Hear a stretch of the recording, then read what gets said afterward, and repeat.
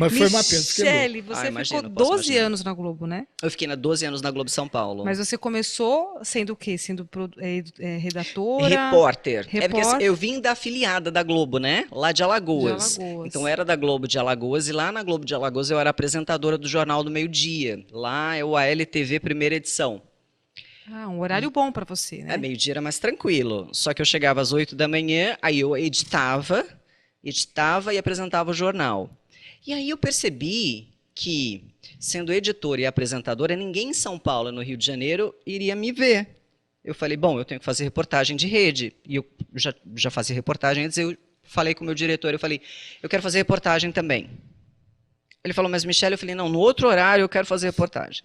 E então eu passei a fazer reportagem. E aí eu comecei a fazer reportagem, eu trabalhava de manhã, fazia o jornal meio-dia, e depois eu ia fazer reportagem. Eu fazia reportagem para o Bom Dia Brasil, para o Jornal da Globo, para o Jornal Nacional, para o Jornal Hoje, por Alagoas. É o que eles chamam de repórter de rede, né, que faz os jornais nacionais. E aí eu participava das convenções, dos encontros, e nas minhas férias, em vez de tirar férias efetivamente, eu ia fazer visita na Globo no Rio de Janeiro, visita na Globo em São Paulo. E eu falava, mas não tem nada para eu fazer aqui, será que vocês não... deixa eu acompanhar uma equipe, enfim, então eu saía sozinha para gravar, fazer reportagem nas minhas férias, enfim. E aí eu consegui vir para São Paulo, foi assim, Olha. depois de anos fazendo isso, aí eu vim para São Paulo. E aí quando eu vim para São Paulo, o chefe de reportagem daqui que me chamou, o Valtinho falou assim, Mi, você sabe que não tem vaga só para ser repórter de rede. Quando você fala repórter de rede, só para entender. São que faz os jornais nacionais. Ah, os jornais nacionais, porque mas tem aparecendo. Você é a Sim. repórter. Isso. Tá, não tá por eu trás. sempre era repórter, sempre Tá. fui. E você sabe que não tem vaga só para ser repórter de rede, você vai ter que fazer alguns jornais locais em São Paulo. Eu falei, tudo bem, não tem problema. Eu sou apresentador e eu sei também que eu não vou ser apresentadora logo no início. Tudo bem, eu estou para recomeçar, porque eu quero ir para aí e eu vou crescer. Então, quando eu cheguei, eu bati na porta da diretora e falei, diretora, eu sou apresentadora, tá aqui meu material, então assim que vocês... Ah, Michele, mas tem uma fila. Eu falei, eu sei que tem uma fila, mas eu estou aqui e eu sei que eu sou boa. E então eu fui repórter dos jornais locais, dos jornais de rede, eu fazia as duas coisas. E depois de muito tempo surgiu uma oportunidade e aí, nossa, na verdade não se lembraram de mim. Faltou, aí eu fui lá, bati de novo a porta. Vocês lembram que eu sou apresentadora? Nossa, é verdade, vamos fazer aqui um piloto que é o teste, né, que a gente faz. Aí, nossa, é verdade, pronto, aí começou. Que legal. Uma curiosidade, se você não quiser responder, não precisa responder. A gente percebia que antes das eleições, o jornalismo da Globo era coincidência todo mundo pensar a mesma coisa, era tendencioso lá de cima. Olha, se você não quiser responder, não precisa. O que eu acho assim que tem uma grande, todas as empresas elas têm Todas as empresas de comunicação são empresas, então elas têm os seus próprios interesses, isso é um fato. Desde sempre é negócio, é business, desde sempre é assim. E não adianta a gente ser ignorante de não querer enxergar isso é um fato. E há o posicionamento, porque todos nós, apesar de nós pregarmos que no jornalismo há uma isenção e uma objetividade, não há, de fato. Há uma busca constante por uma isenção e uma objetividade baseado ali em alguns critérios que foram colocados. Mas, de fato, não há. Nós somos seres subjetivos, nós temos criação, nós temos educação, nós vivemos num meio cultural e temos os nossos conceitos e preconceitos. Então, independentemente de onde você esteja trabalhando, aquilo vai te influenciar. Quantas vezes eu ia fazer uma mesma reportagem com um colega, às vezes da mesma empresa, mas um para um jornal e o outro. A narrativa era absolutamente distinta, porque somos seres diferentes. Então, assim, é inegável que há uma influência das pessoas e é inegável que há uma influência do negócio. Isso é inegável. Nunca foi nada colocado, isso eu posso dizer para vocês. Agora, bem velado, não é bem... Não era nada colocado. Olha, nós vamos fazer isso e, enfim, nunca recebi nenhum comando desse. em absoluto.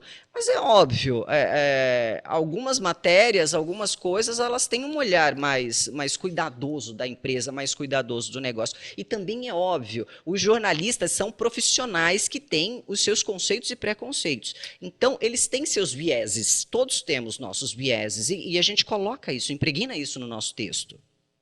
Se tem essa liberdade. É porque é natural, não é nem liberdade. A gente tenta não ter muita. Tenta ser mais objetivo, mas tudo é subjetivo. Eu pergunto, sabe por quê, Michele? Eu não conheço pessoalmente, sou fã dele, mas não conheço. O Bonner, ele sofreu uma campanha, coitado, que talvez ele não tenha culpa. Embora ele seja editor-chefe, mas tem o. O Bonner é muito profissional e ele é editor-chefe do principal jornal, né, do Porque principal ele pirou, veículo coitado, de comunicação da empresa. E então é o principal selo da empresa quando você fala dos assuntos políticos, dos assuntos econômicos do país.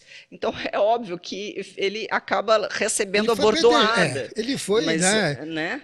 Ele foi agredido verbalmente várias Sim. vezes. E eu fico pensando, será que ele realmente pensa daquele jeito? Porque, de repente, ele sofre de uma coisa que ele não tem culpa, coitado. Eu nem conversei recentemente com o Bonner para Eu não saber. conheço ele pessoalmente. Não conheço, mas eu não conversei recentemente Porque com ele ele teve sobre problema de cabeça, ele pirou, ele ia parar, não é? isso. Eu li, pelo menos, que ele ia parar, que ele não aguentava mais. Você sofre uma pressão, né? Ainda mais para o Jornal Nacional ser um peso que é no país, né? É isso. Não é só pelo fato E eu acho que assim, a principal questão que a gente vive na sociedade é o extremismo, independentemente.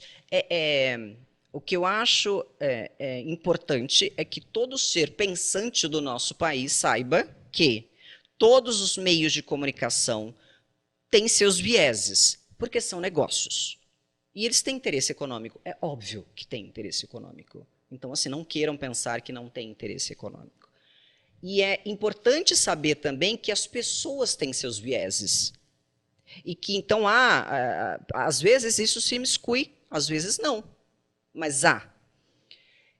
E se você analisar os editoriais dos jornais impressos que muitas vezes fazem parte dos grandes grupos de comunicação do nosso país, você vai saber qual é a posição política e econômica daquele veículo.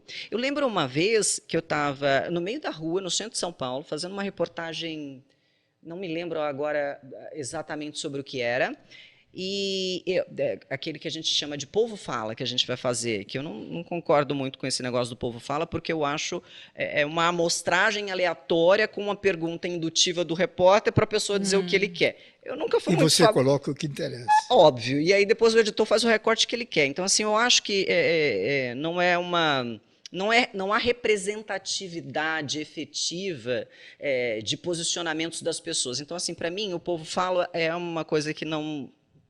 Desculpa, é só para preencher tempo. Não é um termômetro e não pode ser. Não pode ser considerado.